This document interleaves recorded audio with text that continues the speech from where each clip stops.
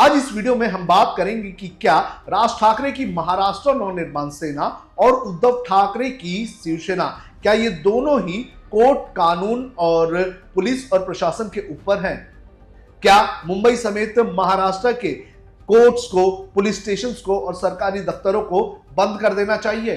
दो घटनाओं का मैं जिक्र करूंगा और उन घटनाओं के जरिए कैसे ये राज ठाकरे के और उद्धव ठाकरे की पार्टी के लोग अपना ही कानून चलाने का काम कर रहे हैं। चलिए विस्तार से इन दोनों घटनाओं के जरिए मैं आपको बताना चाहूंगा कि कैसे एक पैरेलल गवर्नमेंट चलाने की कोशिश की जा रही है। नमस्कार, आप देख रहे हैं लोकमत हिंदी। मेरा नाम है सोनू कनौजिया। पिछले कुछ दिनों से मुंबई समेत महाराष्ट्र में मराठी बनाम नॉन मराठी का मुद्दा चल रहा है। मुंबई में तो ये मुद्दा बड़े पैमाने पर हमें देखने मिल रहा है, क्योंकि राज ठाकरे की महाराष्ट्र नवनिर्माण सेना के कार्यकर्ता जो है वो नॉन मराठियों को पीटने का काम कर रहे हैं। फिर चाहे वो मीरा रोड वाला मामला हो या फिर पवई वाला मामला हो या फिर कोई और मामला, इनमें दिखाई दे रहा है कि किस तरह से हिंदी भाषिक लोगों के ऊपर एक तरह से जोर जबरदस्ती की जा रही है। लेकिन इससे भी भयानक बात यह है कि ये दोनों ही पार्टी के लोग अब अपने आप को कोर्ट समझने लगे हैं, जहां ये लोगों को बुलाकर माफी मंगवाते हैं और फैसला करने का काम करते हैं। सबसे पहले मैं बात करूंगा भिवंडी से आई इस घटना की। इस घटना का भाषा से लेकर कोई लेना देना नहीं था, लेकिन फिर भी महाराष्ट्र नवनिर्माण सेना के लोगों ने इस पूरे मुद्दे को भाषा का रंग दे दिया और भाषा का रंग देते हुए एक गैर मराठी और एक उत्तर भारतीय शख्स को माफी मंगवाने का काम किया। वीडियो में आप देख सकते हैं, जो खाकी कलर के कपड़े में शख्स दिखाई दे रहा है वो एक ऑटो रिक्शा ड्राइवर है, जो उत्तर भारत से आया हुआ है और भिवंडी इलाके में रहता है। 2 दिन पहले इसकी और एक मराठी शख्स की लड़ाई हो गई थी। लड़ाई किस लिए हुई थी? लड़ाई किराए को लेकर हुई थी और इस किराए की लड़ाई में दोनों के बीच हाथापाई हुई और हाथापाई का वीडियो बड़े पैमाने पर वायरल हो गया। लेकिन जब महाराष्ट्र नवनिर्माण सेना के कार्यकर्ताओं को इसकी जानकारी मिली तो ये लोग जो है, इन लोगों ने दोनों लोगों को अपने दफ्तर में बुलाया और दफ्तर में बुलाने के बाद जो उत्तर भारतीय शख्स है उसे जो है माफी मंगवाने का काम किया। यानी कि जो मामला पुलिस स्टेशन में चलना चाहिए था वो राज ठाकरे और उद्धव ठाकरे के लोगों के दफ्तरों में चल रहा है। और इस तरह से लोगों को माफी मंगवाने वाले राज ठाकरे के पार्टी के नेता कौन हो सकते हैं? क्या ये कानून से ऊपर चले गए हैं और क्या ये पैरेलल गवर्नमेंट चला रहे हैं? ये अपने आप में एक बहुत बड़ा सवाल है। मामला भाषा विवाद का नहीं था, मामला किराए का था। हो सकता है कि जो मराठी शख्स था उसने तय किराया देने से इनकार कर दिया होगा, या फिर हो सकता है कि उत्तर भारतीय शख्स ने कुछ उल्टा बोला होगा। दोनों के बीच में लड़ाई हुई, ये मामला पुलिस स्टेशन जाना चाहिए था, लेकिन राज ठाकरे की पार्टी के कार्यकर्ता जो है वो माफी मंगवा रहे हैं उत्तर भारतीय से। क्या मराठी शख्स की गलती नहीं हो सकती थी? दोनों की गलती हो सकती थी।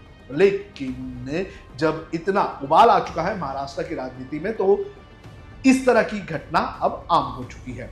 ये तो भिवंडी का मामला हुआ। अब बात करते हैं थाने का। थाने में उद्धव ठाकरे की शिवसेना के नेता है राजन विचारे, पूर्व सांसद भी रह चुके हैं।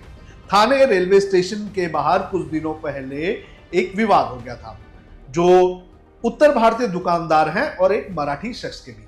और ये विवाद क्यों हुआ था? विवाद हुआ था मोबाइल चार्जिंग को लेकर।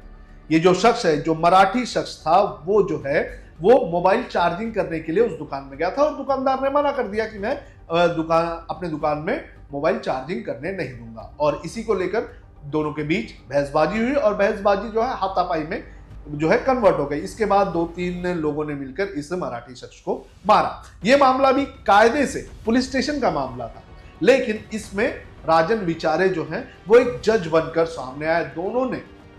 दोनों पक्षों को उन्होंने बुलाया और वहां बुलाकर भी उत्तर भारतीय शख्स से माफी मंगवाई गई। इतना ही नहीं, वो जो मराठी शख्स था जिससे माफी मंगवाई गई, वो वहां पर माफी मांगने के पहले उस उत्तर भारतीय शख्स को जो है थप्पड़ मारता हुआ भी नजर आया।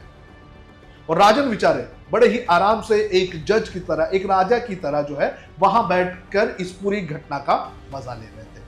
तो ये दोनों घटना ये बताती है कि किस तरह से मुंबई समेत महाराष्ट्र में राज ठाकरे और उद्धव ठाकरे के लोग जो हैं वो कानून व्यवस्था को ऊपर जो है उसके ऊपर अपनी व्यवस्था और कानून लगाने में लगे हुए हैं। ये लोगों को डराने में लगे हुए हैं, लोगों को धमकाने में लगे हुए हैं कि अगर आपको रहना है तो आपको मराठी लोगों की बातें सुनकर उनके नीचे दब कर रहना होगा, जो देश का संविधान कभी भी अलाउ नहीं करता है।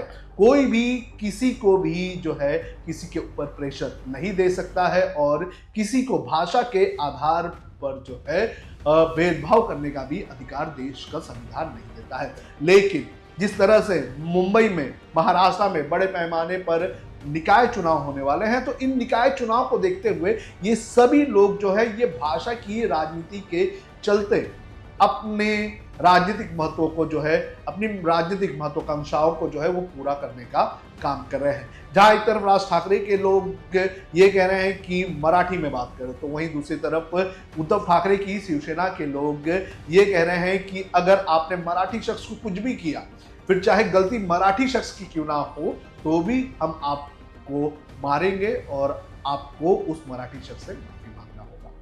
तो ये घटना जो है ये काफी विचित्र घटना है और सबसे बड़ा सवाल उठता है कि प्रशासन के ऊपर, प्रशासन के सामने ये सभी वीडियोस आए होंगे, शिकायतें गई होंगी और मुख्यमंत्री देवेंद्र फडणवीस के पास भी ये वीडियोस गए होंगे, लेकिन प्रशासन जो है वो इन घटनाओं पर कोई भी कार्रवाई करता हुआ नजर नहीं आ रहा है।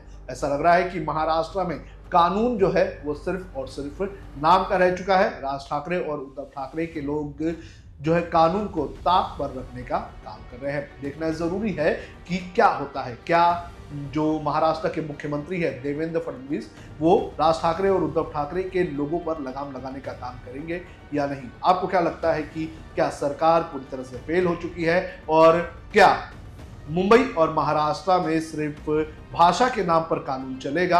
आप हमें कमेंट करके जरूर